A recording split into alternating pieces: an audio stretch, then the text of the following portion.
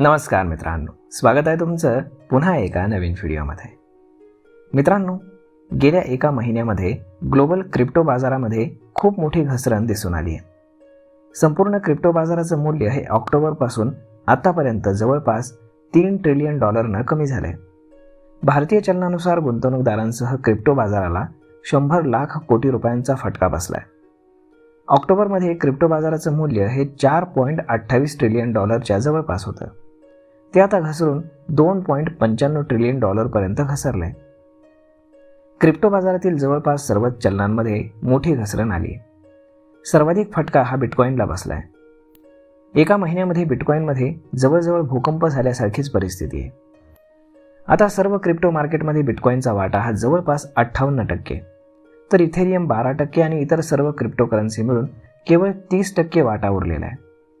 गेल्या